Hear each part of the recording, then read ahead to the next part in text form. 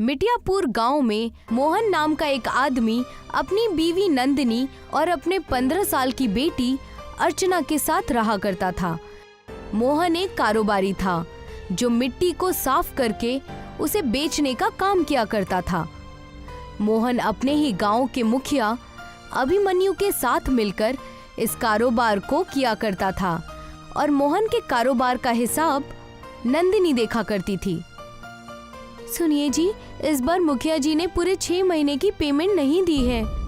आप उन्हें पेमेंट के लिए कहते क्यों नहीं? तुम्हें क्या लगता है नंदिनी कि मैं मुखिया जी को बोलता नहीं हूँ? ऐसा एक दिन नहीं जाता है जब मैं मुखिया जी से पैसों के बारे में बात नहीं करता। लेकिन आप ही बताइए ना, ऐसा कब तक चलेगा? मुखिया जी के ऊपर हमारी अच्छी खासी रकम बकाया हो चुकी है और अब तो घर का राशन भी खत्म होने वाला है बिल्कुल। अर्चना बिटिया के स्कूल की फीस भी 4 महीने से जमा नहीं हुई है। अपनी बीवी की बात सुनकर मोहन गहरी फिक्र में डूबकर बोला, आज मैं मुखिया जी से इस बारे में जरूर बात करूंगा। इतना कहकर मोहन मुखिया की फैक्ट्री में चला गया। मोहन को देखकर मुखिया बोला, क्या बात है मोहन, आज तुम ट्रैक्टर में मिट्टी भरकर नहीं लाए? मुझे आपसे कुछ जरूरी बात करनी है मुखिया जी। हाँ हाँ बोलो। मुखिया जी, एक बार हिसाब किताब देख लेते तो ज्यादा सही रहता। आपने पिछले 6 महीने से मिट्टी की पेमेंट नहीं की है और अब मेरी जेब में फूटी कौड़ी भी नहीं बची है।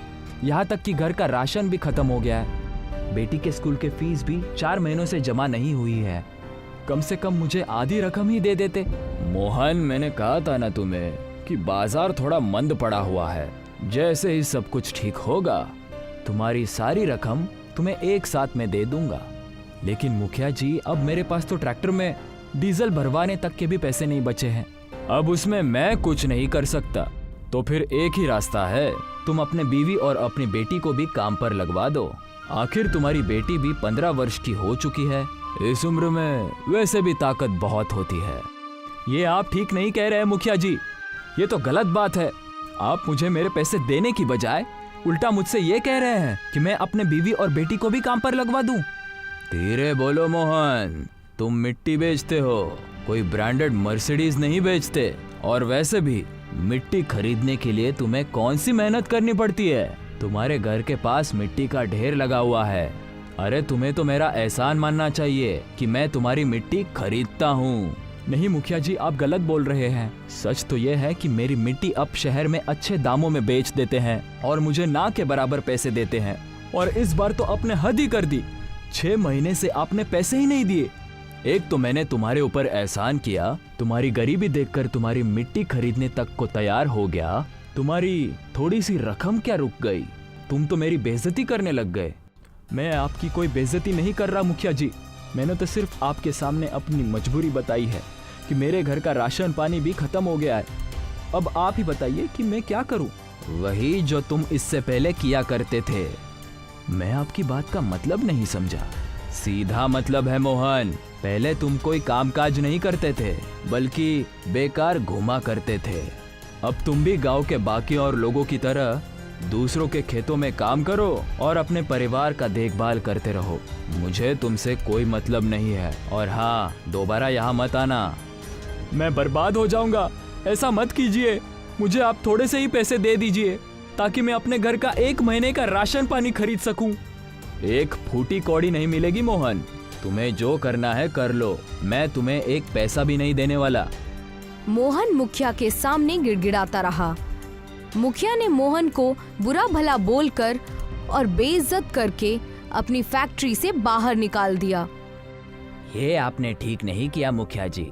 आप अच्छी तरह से जानते हैं कि मोहन के घर के बगल में जो मिट्टी का छोटा सा पहाड़ है वो कितना कीमती है। आपने अपनी हवेली और अपनी कार मोहन की मिट्टी बेच बेच कर ही खरीदी है। मैं अच्छी तरह से जानता हूँ बल्ले, मुझे आपके साथ रहते हुए 10 साल से ज्यादा हो चुके हैं। मेरी समझ में जितना आए आप मुझे उतना समझा दीजिए। तो फिर सुनो बल्ले, सामने वाले को कभी बताना नहीं चाहिए कि उसका दिया हुआ माल कितने रुपए में बिक रहा है। अगर मैं मोहन को टाइम पर पैसे देने लगा तो एक ना एक दिन उसके दिल में लालच आ जाएगा और यही लालच उसे एक दिन शहर की तरफ खींच कर ले जाएगा। उसका पिता तो मुझे मिट्टी बेचने को तैयार ही नहीं था, तो फिर मैंने उसे एक रोड एक्सीडेंट में मरवा दिया। सबको यही लगा कि मोहन का पिता हादसे में मारा गया। आपकी खोपड़ी का कोई जवाब नहीं मुखिया जी, लेकिन आप जबरदस्ती उसके घर के बगल में उस छोटे से पहाड़ से मिट्टी भी नहीं ले सकते, क्योंकि वो मोहन की जायदाद में आता है। चिंता मत करो बल्ले, थक हार कर मोहन आखिरकार मेरे पास ही आएगा। इधर मोहन आंखों में आंसू लिए हुए अपने घर पर पहुंच गया। उसकी आंखों में आंसू देखकर उसकी बीवी सब कुछ समझ गई। अब हम क्या करेंगे, घर में आटा भी खत्म हो गया है। अर्चना दोपहर से भूखी बैठी हुई है और लगातार खाना मांग रही है। अब मैं अपनी बिटिया को कहाँ से खाना ला कर दूं? तुम चिंता मत करो नंदिनी, मैं बगल की राशन की दुकान से कुछ राशन उधार लेकर आऊंगा। उधार तो मैं भी ला सकती हूँ, लेकिन आप ही बताइए अब आप क्या करेंगे? और आपको तो मुखिया जी ने पैसे भी नहीं दिए और आपको इसके अलावा कोई और काम आता भी तो नहीं है। हम राशन के पैसे कहाँ से चुका पाएंगे? नंदिनी की बात सुनकर मोहन गहरे ख्याल में डूब गया। तभी उसके दिमाग में एक ख्याल बहुत तेजी से कौंधा और वो नंदिनी की ओर देखकर बोला, मैं वही काम करूंगा जो पापा किया करते थे नंदिनी। पापा मिट्टी के खिलौने बनाकर बेचा करते थे, मैं भी मिट्टी के खिलौने बनाकर बेचूंगा, लेकिन दोबारा मुखिया के पास नहीं जाऊंगा। तो क्या आपको मिट्टी के खिलौने बनाने आते हैं? मुझे ज्यादा खिलौने बनाने तो नहीं आते, पर मुझे एक खिलौना बहुत अच्छी तरह से बनाना आता है। मुझे याद है जब पापा जिंदा थे तो वो मिट्टी की परी बनाया करते थे। मैं उस मिट्टी के परी के साथ दिन भर खेला करता था। पापा मुझे देखकर बहुत खुश होते थे।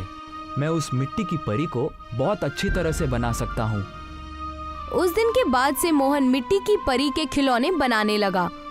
उसकी बीवी मिट्टी के छोटे से पहाड़ से ढेर सारी मिट्टी लेकर आती थी और मोहन उस मिट्टी को उसे परी के आकार में ढाल देता था। कुछ दिनों तक मोहन की बनाई हुई मिट्टी की परी गांव में बहुत बिकी, लेकिन कुछ दिन बाद गांव के लोगों ने मोहन के मिट्टी की परी को खरीदना बंद कर दिया।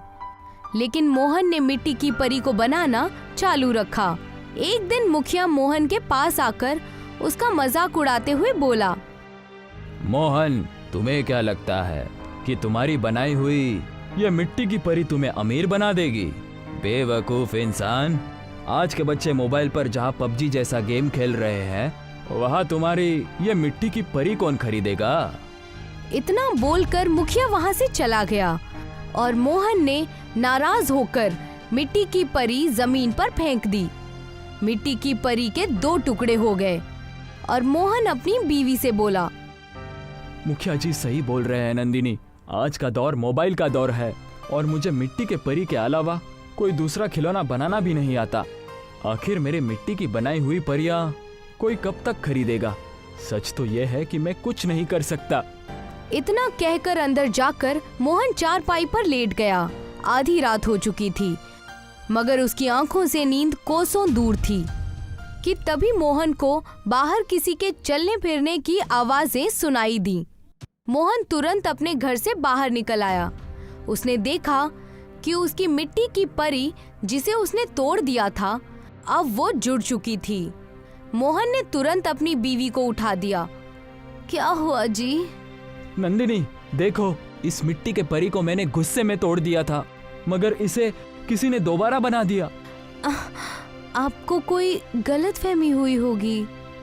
नंदिनी ने इतना कहा ही था कि तभी उस मिट्टी की परी के ऊपर आकाश से रंग बिरंगी किरणें फूटने लगीं और देखते ही देखते उस मिट्टी की परी में जान आ गई और उसका आकार किसी जवान इंसान के जिस्म के जैसा हो गया। मोहन डरता हुआ बोला, कौन हो तुम? मैं एक परी हूँ। लेकिन तुम तो मिट्टी की थी, तुम्हारे अंदर जान कैसे आ गई? तुम्हें पता है मोहन, मैं तुम्हारे पापा को बहुत अच्छे से जानती थी। तुम्हारे पापा पहले बहुत से खिलौने बनाया करते थे और उनके खिलौने परी लोक में बहुत मशहूर थे। मैंने ही उनसे मिट्टी की परियां बनाने के लिए कहा था। तुम बिल्कुल अपने पापा की तरह ही मिट्टी की परियां बनाते हो। तुम्हारे घर के बगल में जो मिट्टी का छोटा सा पहाड़ है ना, वो कोई मामूली मिट्टी का पहाड़ नहीं है, बल्कि जादुई मिट्टी का पहाड़ है। तुम अपनी मिट्टी की परियां बनाना जारी रखो। लेकिन मेरी मिट्टी की परियां कोई नहीं खरीदता। तुम्हारी बनाई हुई जितनी भी मिट्टी की परियां हैं, उन सब को मैं ले जा रही हूँ और तुम्हें इन सब के बदले मुंह मांगी कीमत दूंगी। इतना कहकर उस परी ने अपनी छड़ी आगे की ओर कर दी और देखते ही देखते मोहन के सामने दौलत का भंडार लग गया। वो परी वहां से गायब हो गई और साथ ही साथ मोहन की बनाई हुई सारी मिट्टी की परियां भी गायब हो गईं। देखा तुमने नंदिनी, हमारा वो छोटा सा मिट्टी का पहाड़ जादुई मिट्टी का पहाड़ निकला। ये सब मालिक की दुआ है जी। उस दिन के बाद मोहन रोज दिन भर मिट्टी की परियां बनाता और आधी रात को वो परी ढेर सारी दौलत देकर वो सारी मिट्टी की परियां परीलोक ले जाती। कुछ ही दिनों में मोहन के हालात बदलने लगे। अब उसके टूटे फूटे घर की जगह एक आलीशान हवेली खड़ी थी। मोहन ने अर्चना का शहर के एक बहुत महंगे स्कूल में दाखिला करवा दिया था और यही बात मुखिया को बहुत ज्यादा परेशान किए जा रही थी। मेरी समझ में नहीं आता मिल कि मोहन दिन भर मिट्टी के खिलौने बनाता है, वो खिलौने आखिर जाते कहाँ हैं? मैंने गांव में किसी को भी उसके खिलौने को खरीदते हुए तो नहीं देखा। इसका सिर्फ एक ही उपाय है मुखिया जी, क्यों ना हम आज रात मोहन के घर पर नजर रखें। तुम सही कहते हो, आज रात हम मोहन के घर की जासूसी करेंगे और अगर सब कुछ अच्छा नजर आया फिर क्या करोगे मुखिया जी?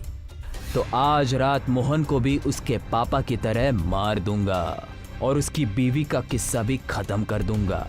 मेरे आगे पीछे घूमने वाला सड़क छाप मोहन मेरी बराबरी करेगा। मुखिया बुरी नियत लेकर उस रात मोहन के घर की जासूसी करने लगा।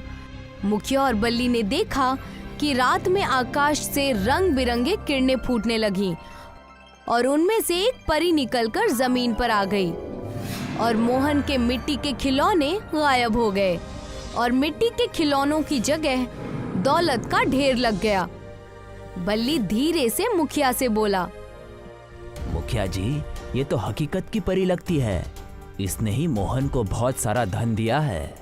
बल्ली, मैंने अब अपना इरादा बदल लिया है। अब मैं मोहन और उसकी पत्नी को नहीं, बल्कि इस परी का ही किस्सा खत्म कर दूंगा। अरे परी कोई इंसान नहीं होती। मेरी बात मानिए तो यहाँ से उल्टे कदम वापस चलिए, इसी में हम दोनों की भलाई है। तो तुम चले जाओ, तुम एक नंबर के डरपोक हो, मगर मैं तुम्हारे जैसा डरपोक नहीं हूँ। इतना कहकर मुखिया गुस्सा होकर उस परी के सामने खड़ा हो गया और उसने बंदूक से परी के ऊपर फायर कर दी, मगर बंदूक की गोली परी के जिस्म से टकराते ही जमीन पर गिर जाती है। ये देखकर मुखिया बुरी तरह से डर गया। तुम्हारा साथी होशियार निकला और वो तुम्हारा साथ छोड़कर भाग गया। मैंने तुमसे बड़ा बेवकूफ इस धरती लोक पर कभी नहीं देखा। मुझे क्षमा कर दीजिए परी जी। नहीं, तुम माफी के लायक नहीं हो। तुम्हारी सजा यही है कि तुम भी अब जिंदगी भर मिट्टी के ही बनकर रह जाओगे। परी ने अपनी छड़ी मुखिया के आगे कर दी और मुखिया कुछ ही पलों में मिट्टी की मूर्ति में बदल गया। मुखिया जी जैसे भी थे तो वो इंसान ही। आप उन्हें दोबारा इंसान बना दीजिए। नहीं मोहन, मुखिया ने ही तुम्हारे पापा की हत्या करवाई थी और आज ये तुम्हारी और तुम्हारी बीवी की जान लेने के लिए यहाँ आया था। अगर मैं इसे दोबारा इंसान बना दूंगी तो ये फिर भी तुम्हारा दुश्मन ही रहेगा। इसकी सजा यही है। इतना कहकर परी वहाँ से गायब हो गई और मोहन आज भी मिट्टी की परी बनाता है।